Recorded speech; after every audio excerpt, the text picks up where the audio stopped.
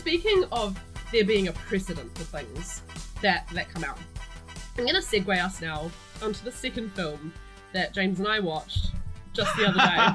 Because you've got to understand that New Line Cinema released the D&D movie in 2000. And in, 2000 or 2001? 2001, I think, that's was when Lord of the Rings. That's when Fellowship of the Ring came out. Yes. And so it's amazing how bad it is, given that. So and yet... I remember the reaction to both of these movies from when they came out. I remember people, when the D&D movie came out, saying, I liked it more than Fellowship. The dwarf was better. The dwarf was awful. And I remember the Dragonlance community being so excited, like a child at their first Christmas, that they were getting a movie. It was just the biggest thing. And then the entire community saw it and they were like, well, it wasn't entirely awful. Please. Yeah. And the authors of the book were like, there were things that were meant well. Wow. Yeah, there was so much, like, It's just trying like... to save face and... The D&D media beyond games always works best when your tongue is firmly in your cheek. If you really want to be as true to D&D as you can, anytime you try and go really earnest, it just doesn't work. And so, like, that 2000 D&D movie, like the iconic thing, Jeremy Irons, right? Like, he was like hamming it up. Like, he was having a field day in that movie. To go with the ham, see, this, in some ways, the schizophrenic pacing actually worked for me in the D&D movie, because it did have a similarly, like, chop, like, especially at the start, establishing the plot and everything. You'd have the ham of Jeremy Irons, and then the cheese of your two main guys. Yeah. What were their names? Ripley and Oh yeah, but Snails. so that we could have a joke about the talented Mr. Ripley. I wanted to flip a table at the end of that movie when I realised the whole point of that the white rogue being called Ripley was so that Jeremy Irons could be like, you think you're very talented, Mr. Ripley, and it was like, screw you, movie, I'm so done. Like, so, no, you don't I get was it. actually surprised watching the D&D movie again that there were actually bits that I enjoyed. It was surprisingly charming. I like camp. I like cheese. Yeah. So watching some actors go full ham is, yeah, sure, all right. Yeah. But this is the thing. Like, this is the problem: is that that movie would have been great if that had been what they had set out to do. If and it that was like, had Bruce if they had Campbell as the main sustained it. character.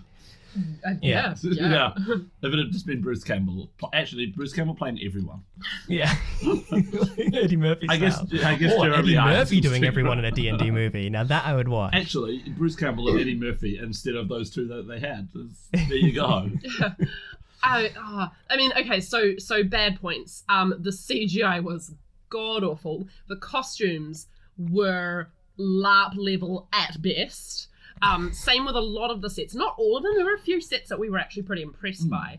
But, like, see, I think the main thing I had problems with Jeremy Irons' castle was supposed to be, like, you know, evil guy castle, lots of metal and slaves sweating away and blood and all of this. But, like, only a year later, you see, like, Saruman's tower, you see Mordor, like, there's no comparison.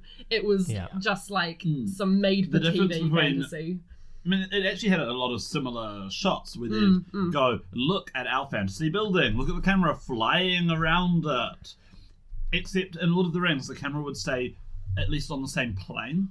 So it would stay at looking at, sort of horizontal to the ground. And so it sort of worked. And also they were taking photos of a model.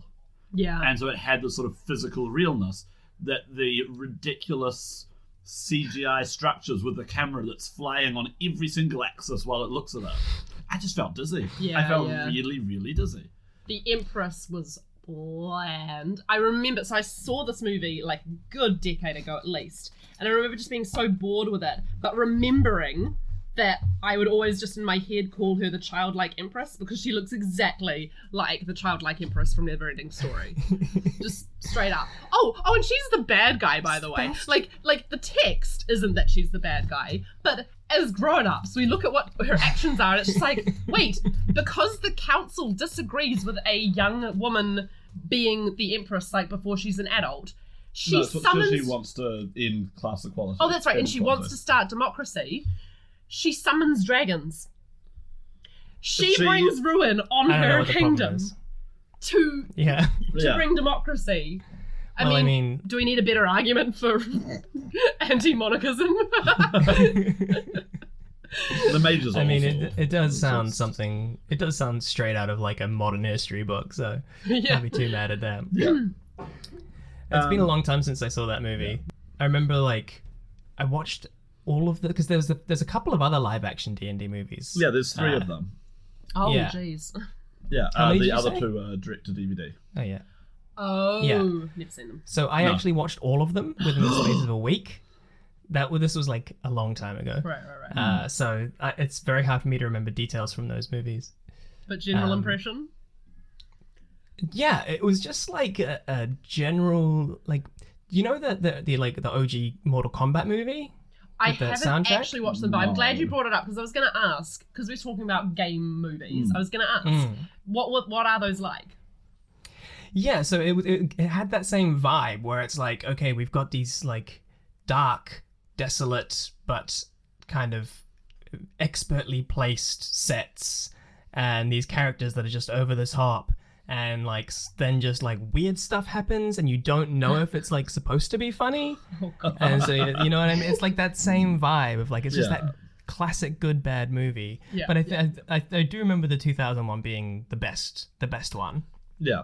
There were moments in it where I was enjoying myself. It was mostly the interaction between the 2 rogues. And Jeremy Irons, when he finally, like right at the end, when he goes like full on ham and he's railing against the word, and it's just like he's giving his full on like, I am a serious actor, and it's just like.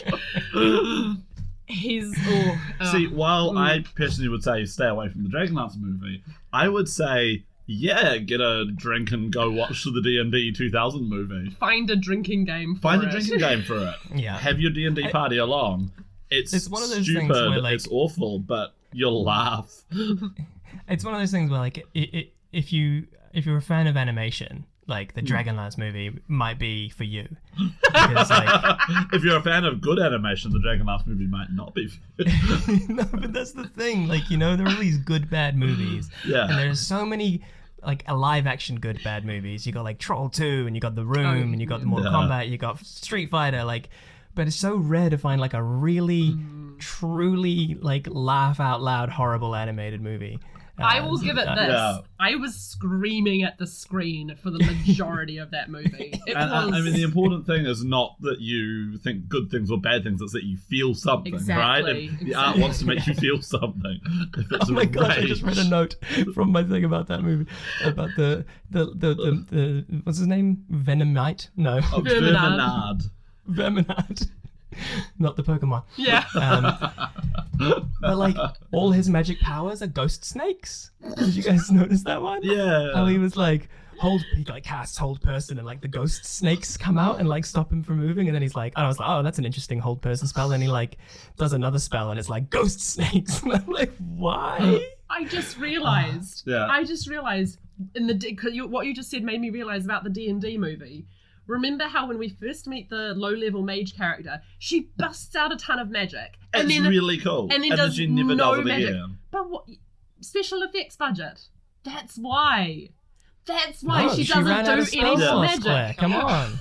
No, they clearly had time for a long rest. They clearly did, yeah. Did you not hear the very explicit explanation in the animated Dragonlance movie about how spells work in D&D?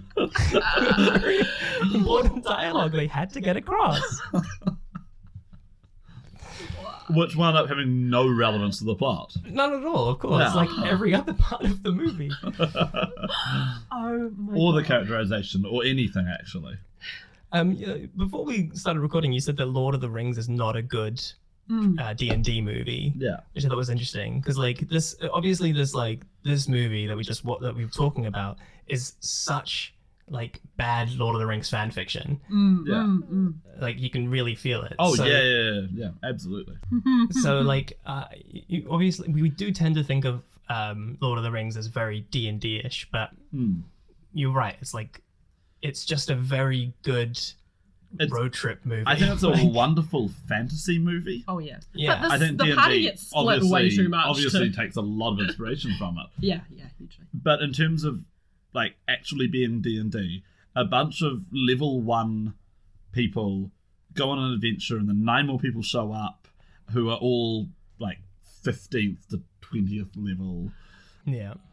And no one, like, they do one dungeon crawl, but the dungeon's empty. Except for a Balrog, yeah. Yeah. Yeah, their weapons and armor are always about just in case.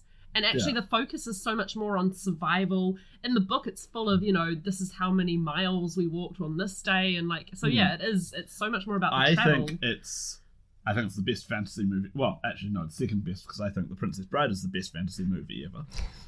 So yeah, actually is that a good D&D movie? It's not a fantasy movie though. It's more a fairy tale kind of one. Yeah. I mean, what is fantasy but imagination, wonder, fantasy. I suppose there is that part where the guy comes back to life, so you can kind of count it. Yeah. There's a giant. There's magic. Yeah, it doesn't have elves and dwarves, but it's like kind of a D&D elves movie. and dwarves. It is kind of right. Tolkien, really. Actually, no. I think it's probably better expressed by a different system other than D&D specifically. It's actually got its own system. They made a Princess Bride system. What? We don't have it because. Why? What do you do with it? You play the Princess Bride. Well, yeah, surely. Do you have a mechanic to like stop and have the kid go, "No, I don't like this. You're telling it wrong." Oh, come on, you've got to. You've got to. Yeah. It's just one player, and he plays the kid. The DM's the grandpa. There's one player who plays the kid. Then you got Inigo Montoya. You got the whole cast. Yeah. See, actually, I feel like Baron Munchausen would be a good system for telling a Princess Bride. Actually, yes, it would. Where it's like, I am this person who have you heard of Baron Munchausen? I haven't played it. You'd actually probably really like the game because it's wonderful. It's not necessarily like you do what's in the Baron Munchausen movie, but it's like you take on that idea of I am a person with fantastical adventures, and this is my special. Let me tell you my fantastic story. This is my special gift, and this is how my special gift plays into the adventure. So somebody will ask you, so my dear Lord Mayor of Greater Australia, tell me the adventure of how you, armed only with a spoon, vanquished the dragons that live on the moon. Okay. And you say, yes, I see you have heard of this great exploit. In fact, it was only a mild affair that I did in between the time that I seduced the sun and gave birth to the 9 planets. But still, it's worth you telling. And you just tell the story. And other players can interrupt you and say, that's not what I heard. I heard this happened. So it's kind of an improv game. Yeah. There's really no rules apart from alcohol is recommended. The book actually explicitly says you should play it as a drinking game. Yeah. So Lord of the Rings isn't a good D&D movie. Princess Bride isn't a good D&D movie. What is a good D&D movie? Do we have one? I would say the best D&D movie ever made is Guardians of the Galaxy. Damn, that's a big call. I have to think about that one for a second. Yeah. You've got a party of people who meet up through a reason, who all have their own unique skill sets, and they all get to contribute something more or less to the plot, who, like, we're going to work together as a team, but we're still going to argue with each other and mess up and roll ones sometimes and come up with stupid plans. I feel like on the meta level, you can see who the players are too, right? Yeah. Like, actually, the Rocket Raccoon player is like the Kender or Halfling rogue player, right? Yeah, I just want to shoot things. And I will be sassy at my teammates, but they're playing it right. They're not, like, going overboard with it. Yeah. And meanwhile, Groot is being played by their partner, who isn't actually sure this is all for them. So they've got the stick and they're just sticking to it desperately. Whereas Drax is played by me.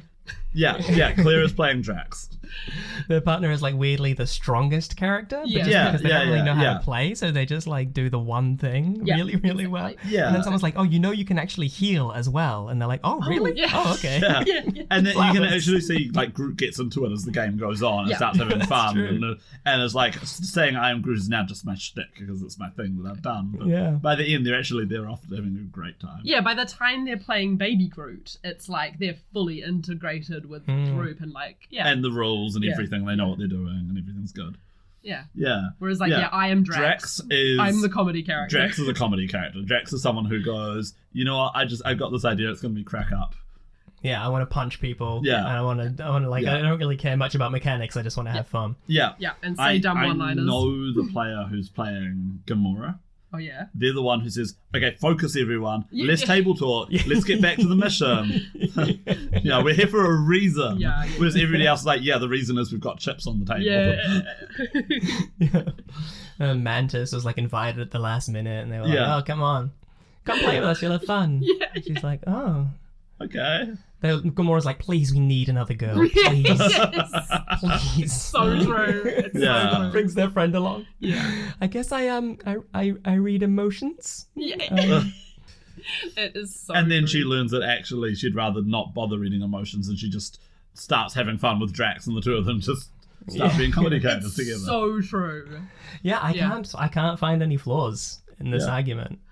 I mean, one thing is like Peter Quill does grandstand a little bit. Oh, sure. But like he's obviously the one who's like, I'm playing Indiana Jones and I'm a space badass and here's my backstory that I wrote. And then the dice just don't support him on any of that. And he sees the rest of the table and he's just like, yeah, okay, sure. I think what you've done is highlight like how you can make a good D&D game though, movie. Like it's not about desperately trying to recreate the mechanics and like desperately trying to like give the sense of going from place to place quickly as really quickly and doing as much as we can. It's just about, okay, how do we take these archetypes, how do we make them interesting, create relationships between them. We don't need to worry too much about like spell slots and all that kind of stuff. I think the feel is more important. Yeah. And the other comparison, when we're role-playing, I'm always putting on a soundtrack in the background. Like, I actually will curate soundtracks for our campaigns, and so that's like, James Gunn, as the DM, has curated his soundtrack. He's like, okay, so we're doing a game, it's D&D in space, but it's 80s aesthetic, and everything is like the brightest pop colours ever, and I've got pop songs for every scene. It's so true. Yeah, he's the most experienced one, like that's why he's the DM. Like he's probably a bit older than the others, so he likes these anachronistic references. Like, and he had a total edgelord pass back in the day, and he's like, I've grown up since then, you guys. That's a great call. That's a really good call. So can't argue with that. That's my call for sort of like what a D&D movie should be. I didn't actually bother to come up with my own call because when you said that to me, I was just like, I agree. and the problem is now I can't think of any other recommendations because as far as I'm concerned, that's pretty good. Yeah, I'm desperately trying to like come up with something. Well, we watched The Mummy, and The Mummy was pretty good. Yeah. The Mummy has something about it. Yeah. Yeah. I saw a wonderful review of The Mummy where the person said basically, I can't compliment the acting, the script, the music, the direction, the sets, the special effects, or anything. But I enjoyed the movie. Yeah, that's exactly it. Yeah. No individual part of it is actually any good, but it just sort of adds up to being a really fun, dumb time. Yeah. I'm just like looking at my bookshelf, looking at my DVDs. I'm like, can I see anything there that works? Yeah. But no, I think you've nailed it. I think that's the only answer. Well, man. We can always revisit this question another time if it ever occurs to us. I can't think of something else. If I do, I'll make you do a shout out. Yeah. What about this one? I mean, most the sort of the closest thing I can think of is heist movies, which have got that. We've got to assemble a team and everyone's got their one thing that they do really well. But heist movies generally aren't about idiots who stuff up. You finished your point. I just thought of a similar related Are you going to point. argue that The Big Lebowski is a D&D movie? No, Because no. you could persuade me. No, it's clearly a fiasco. It is clearly fiasco. Do you know Fiasco? It's No. an excellent system. We should play it with you someday. Okay. It's basically just heist movie sort of premise. It's gonna end badly for everyone. So just have fun telling the story. Yeah, Fiasco is there's no DM. There's just players. You create the setting collaboratively. You're all a bunch of people who want things that you shouldn't get, who will do stupid things to get those things, and it will end badly for everyone. Okay. So like double crossing and like cool. So like That if you've sounds seen fun. Fargo or Tiger King, it's I haven't. that. Okay. Yeah. Tiger King and Fargo. What two very different things you've just referenced there? Yeah. And yet, people who want things, who are idiots, who'll do dumb things to get them, and it will end badly. Yeah, fair enough. And like, tragicomically. Yeah. So maybe I would say Big Lebowski would be Fiasco, but I was just thinking thinking about like games and narrative screen fiction of them. Pokemon. Like every time a Pokemon battle, because we're rewatching Pokemon, every time that there's a battle and they just like shout out the moves and the moves are executed, it's boring. But every time they get a little bit creative and Pikachu starts doing like weird, like, I mean, it was horrific. You mean like in the fight with Pikachu and Onyx when he like gets the entire place wet and then he uses the electricity to like generate completely which was a different. mechanic that wasn't introduced until like way down the line in the games. Exactly. But then horrifically in the last episode we watched, Pikachu fighting a Cubone slaps the skull of Cubone's mother around its head to make it dizzy. And while that is sacrilegious, that is also so unique and not boring. Yes, so, like, that's very true. So, you can't just imagine if they just straight up replicated the game in the anime. It would be boring as hell. So, like, I have remembered the actual best D&D movie ever. What? Oh, we've one-upped. We've one-upped. What is it? You know what it is. Was it Star Wars? No, though actually, yes, Star Wars is... Original Star Wars is an And excellent... Rebels. And Rebels. Star Wars Rebels, yeah. I mean, Rebels is specifically like old Western the original D6, Star Wars system from the 80s. It's like a love letter to the old Star Wars role-playing game. But no, please carry on. But yes, original Star Wars where you've got a bunch of crazy characters who often fail or do stupid things. Or there's a strong overlap there. No, the gamers. Oh, yeah. So, okay, how have we not talked about the gamers yet? Yeah. The Oh, best have D&D you seen the movie. gamers? Yeah, the first and the second one. I haven't seen the third one. Yeah. No, me no. neither. I haven't seen that one. I really want to see Okay, it. well, Way back earlier in the chat when I was talking about the the tongue in the cheek, like the gamers is the definition of that. Like it's so, because what it does is it's not about trying to take a story that was told through D&D and put it into a movie. It's about recreating the experience of playing D&D, and it just does it so well. Like it's so good. Yeah. I absolutely agree. I love the gamers, and I think we need to watch the first two again. I haven't seen them in years. Actually, you know what that reminds me of? Have you seen the music video Roll a D6? No. That is also That is like in terms of a music video telling a story and making it feel exactly like D&D. It's like a G6. Roll a D6. Yeah. Go look it up after this. It's such It's a wonderful. jam. It is wonderful. What do you guys think about like all the there's a lot of kind of D&D references in TV shows and stuff as well of people playing D&D. So like Community, is one. Have you seen Community? Haven't seen I've seen Community. a few episodes, but not much. It's fantastic. I remember seeing the D&D episode in There's two. Big Bang Theory, Oh boy. which was awful. I don't. No, I didn't either. No, I have self-respect. I stopped very quickly on that one. It's awful. Yeah. And the D&D session in the IT crowd. Oh my Yes. god. Yeah. Yes. Which is fantastic. Yeah, Like because Graham Linehan is a giant turd, but like that episode of the IT crowd is so good. Yeah. Oh. so to me the difference is like Big Bang Theory is the joke is always at the nerds. us. Yeah. Yeah. Yeah. Whereas the IT crowd managed to have its cake and eat it. the joke was on us, but at the same time, it was a real emotional experience that was actually useful to the people in it. So, well, and also, I feel like just in general, you've got Jen there to represent like the non-nerdy person poking fun at the two nerdy guys who are poking fun back at her. So I think that's why it works a bit better. You're right. Whereas in Big Bang Theory, you've got what's her name across the hall, who, whatever. Yeah. And she is making fun of them, but she never really becomes the butt of the joke. Not Like, really. She's just an object of desire, and that's like fully. Actually, I like that. Oh, no, wait, no, Jen doesn't Irish, what's his name? But I always think about him as Irish now because there's a cough syrup called Irish Moss, and every time I have to take it, I laugh because it reminds me of the IT crowd. Did you ever watch either Richard Ayoade, who was Moss? Did you ever watch either of the movies he directed? No.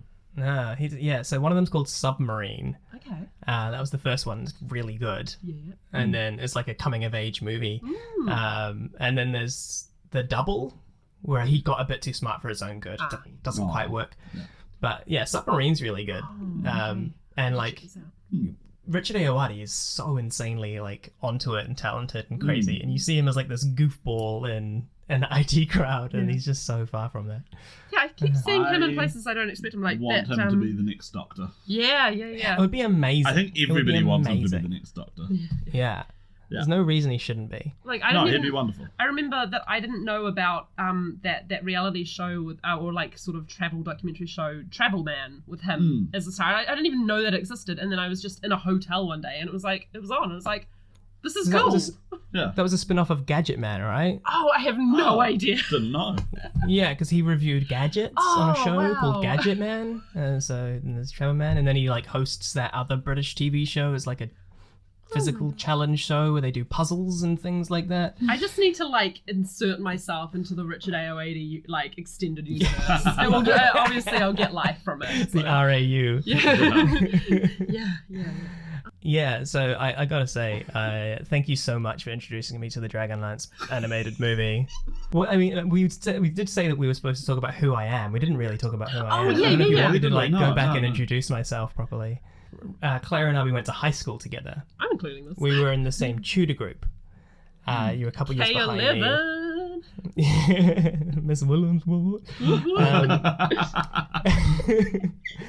And you're a couple years behind me, and we kind of always hung out in adjacent circles of friends. And then I left high school. I took a couple years off. I went back to uni. We started uni at the same time. And then we ended up kind of doing very similar degrees, English and drama. And we ended up in like the same like drama class that had like 20 something people in it. We both then kind of finished. We didn't really like we were mates, but we weren't like close friends. Yeah. And then we finished university and finished our undergrads, and then I was like, oh, what am I going to do with my life? I really wanted to go into publishing, but it was like 2010 and everyone in publishing was on fire. So I was like, okay, what am I going to do? I'll go into teaching. So I went to teaching. To find me Claire was there. And so Claire and I ended up doing teaching together. And then we did the teaching thing, went off to teach. We both left teaching. Yeah. Without talking to each other about it. Yeah. You went into IT. You're a developer now. I am a journalist for the IT industry. So, like, we've had this strange, like, parallel life thing that's happened somehow. Yeah, so that's how Claire and I know each other. Right. What do I want to plug? Like, I don't really have much that's going on at the moment. I just finished my master's a couple of months ago. Oh, congratulations. Thank you. It was still being marked, so right. Hold your congratulations until then. Yeah, no, I remember what that's like. So yeah, things have been a bit like on hiatus, but you can follow me on Twitter at BenTheBemused if you like. I'm reasonably active there, not overly. And if anything happens, that's probably where I'll say it. So yeah, thanks for letting me come on, guys. It's been heaps of fun. I've had such a good time. It's been lots of fun. It been has great been lots of fun. Yeah. I want to do it again. I'm like, what more Dragonlance stuff can we rip into? Oh my gosh, let's do like movie reviews. Like, come on every now and again. I can review a movie with you. There is another D&D franchise that got a movie. D&D franchise that got a movie. Yeah. So what I mean is like Dragonlance is a particular campaign setting. Oh yeah. I see. Yeah. And of course, the new one is going to be set in the Forgotten Realms. Well, okay, so we'll definitely like. So we're have definitely to going have to you go around and, like yeah. midnight screening. Are they even going to do midnight screenings? Like if it's in cinema. Yeah. So back when 3rd edition came out, D&D was so big that everybody wanted a part of the pie. And one of the reasons it went big is because they put up the open gaming license, so everybody who wasn't Wizards of the Coast could make things for it, and so everybody had their own things. And this very small publishing house called Fantasy Flight Games, who now are like the biggest board game, card game. They do Lord of the Rings, they do Star Wars, they... Oh, wow. Yeah. Arkham Horror, all those. Oh, so they do like properties. Yeah, now they've got like games. big Living card games, living yeah. card games, board game. Oh, Game of Thrones, that's them too. Yeah. Anyway, so they started off doing like small board games, but they did a push for we're going to do role-playing games. And so their most successful one was a game called Midnight, where the premise is basically, what if Sauron won? Okay. And they made a movie for it. What? How did they have the money to do that? I don't know. I've never seen it. It's called Midnight. So yeah, the world is called Midnight. I don't know what the movie's called, but it should be. Yeah, you should be able to find it. It exists. Yeah. And it's going to be a lot darker than the. Okay. Yeah. Because it's the Let's world see if we where can find Sauron it. lives. But Sauron won. I mean, what that actually means in practice is basically Silmarillion, the D&D setting. Okay. Midnight Chronicles. Yep, that's the one. Oh. Yeah, there we go. Yeah. What's all this? right. Oh, it's got makeup. Okay. It doesn't. Okay. Yeah. Okay. That CG looks terrible. This will be Brilliant. fun. Yeah, What year was Awesome. I don't remember. 2009. that? Oh. So similar to the Dragonlance movie Yeah. time. Yeah, they made a big- 3.7 out of 10. How much? 3.7 out of 10 on Okay, IMDb. so I think that's better than Dragonlance. I think that's about the same as the Dungeons and Dragons movie, so okay. What's a Dragonlance get? Negatives, probably. I'll tell you. Hang on. It is. Oh no, 4.8. What? Oh, it's all the Yeah. Dragonlance fans. It's all the Dragonlance fans going, but it's Dragonlance. Maybe it's just like people like me who are like, how did this happen? But I love it.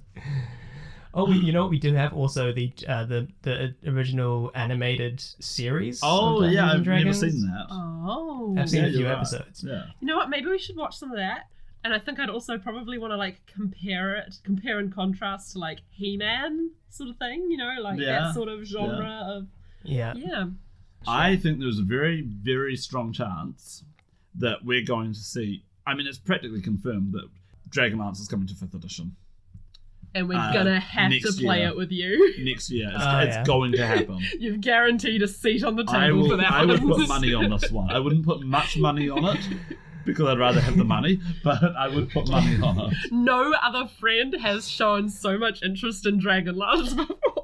It's just the most ridiculous setting I've ever seen. It's Yeah, like yeah. you got the Forgotten Realms, and it's like this huge, like massive, kind of dark, dense thing, you know. And then what's that other big one? The Greyhawk. Yeah. You know, and then like Forgotten Realms, Dragonlance just is like this weird, like very specific, like everything. Like you say, it just maybe this is the thing that will help you understand Dragonlance. The original author was a Mormon. no. See, to me, it's like they're trying to do a Lord of the Rings. Yeah. A I mean, to the super point where serious. They setting. literally like rode unicorns half of the way, and then were like, the unicorns can't take us any further. Sorry, or the Pegasi or whatever. And it's like, oh, okay, and then giant eagles. But like, Yeah. it feels like the original author would have needed to have been like somebody who was passingly familiar with humans only from watching D&D sessions, and then was like, I should write a book for these strange creatures. Like Yeah. it's just No, so... my actual theory of what's wrong with the Dragonlance movie and the books is that first adventure actually really works. But if you write a story for a D&D adventure, Find the MacGuffin is fine for a D&D plot. But then you turn that into a book, and you've got to take your entire adventuring party, move them over, and and focus your entire emotional arc around find the discs. And then you take that book and then you smush it down into 90 minutes and turn it into a movie. Longest 90 minutes of my life. Nothing can survive that sort of like from one genre to another transition. Maybe what we should do is I should read the book. No. And I should read the first module, and then we should Sure. just do a writing session to write the first movie together. Yeah. And we should try and come up with a good version. With our powers combined, we'd knock it out of the park. Yeah. For starters, Gold Moon is the star. Yeah. All right. I'm going to let you guys go because I'm sure you want some evening, childless before you go to bed. Thank you so much for Thank you so suggesting much this for coming on and chatting to us about awful movies. It was a been lot my of fun. pleasure. Yeah, I've thoroughly enjoyed it. Thanks so much, guys. Not a problem Great. at all. If you want more Oh, Dragonlance, that first adventure was turned into a computer game. Was it? Yeah.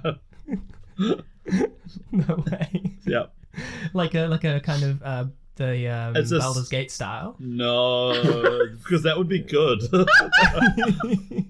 No, it's a side-scrolling beat-em-up game where the different characters are your lives.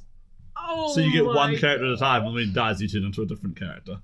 Oh my gosh, I'm so excited. Is it the Knights of Kryn? Was that? No, There's like a bunch of them. there's a different one. I can't remember what the first one is called. Okay, look, I'll find I it. played a little bit of it once, and I went, Oh my gosh, there's so many. There are. Yeah, there there's are a lot. bunch. Yeah, they did a really massive push for Dragonlance when it came out. So adventure modules, books, comic books. The computer A games. Dragon computer Combat games. Simulator? Yeah.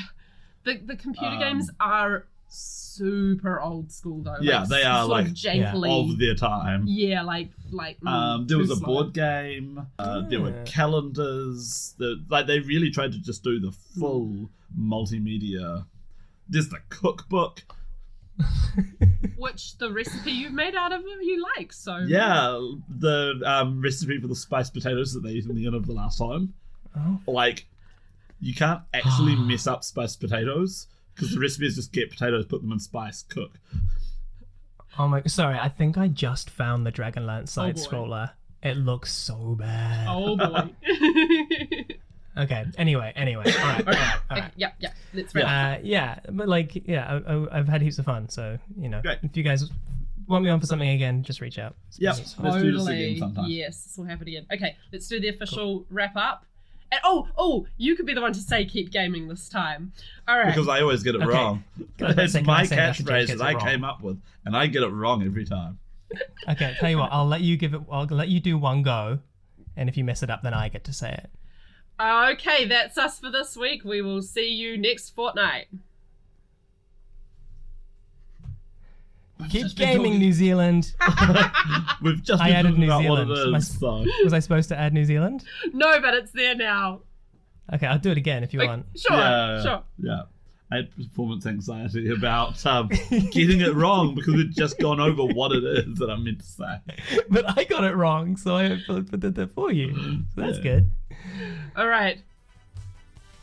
Happy times. And keep gaming, everyone. It's just keep gaming, but I'm cutting the thing there.